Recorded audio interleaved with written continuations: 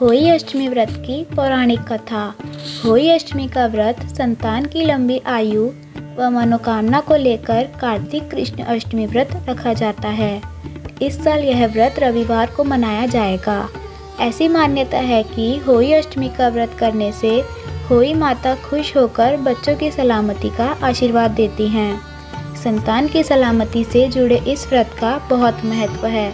इस व्रत को हर महिला अपने बच्चे के स्वास्थ्य और लंबी उम्र के लिए करती हैं।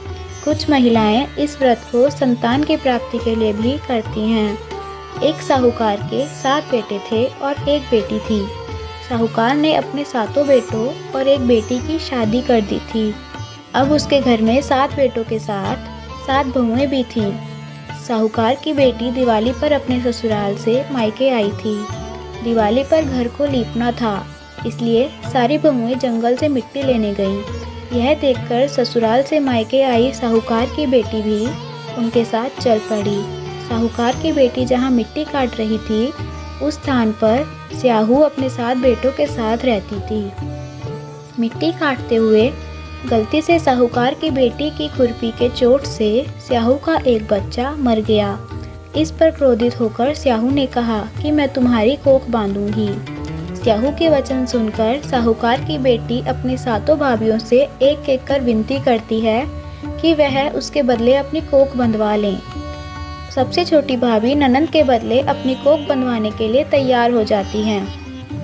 इसके बाद छोटी भाभी के जो भी बच्चे होते हैं वे 7 दिन बाद मर जाते हैं। 7 पुत्रों की इस प्रकार मृत्यु होने के बाद उसने पंडित को बुलवाकर इसका कारण पूछा। पंडित ने सुरहई गाय की सेवा करने की सलाह दी। सुरहई सेवा से प्रसन्न होती है और छोटी बहू से पूछती है कि तू किस लिए मेरी इतनी सेवा कर रही है और वह उससे क्या चाहती है। जो कुछ तेरी इच्छा हो वह मुझसे मांग ले। साहूकार की बहू ने कहा कि स्याहू माता ने मेरी कोख बांध दी है, जिससे मेरे बच्चे नहीं बचते हैं। यदि आप मेरी कोख खुलवा दे तो मैं आपका उपकार मानूंगी। गाय माता ने उसकी बात मान ली और उसे साथ लेकर 7 समुद्र पार स्याहू माता के पास ले चली।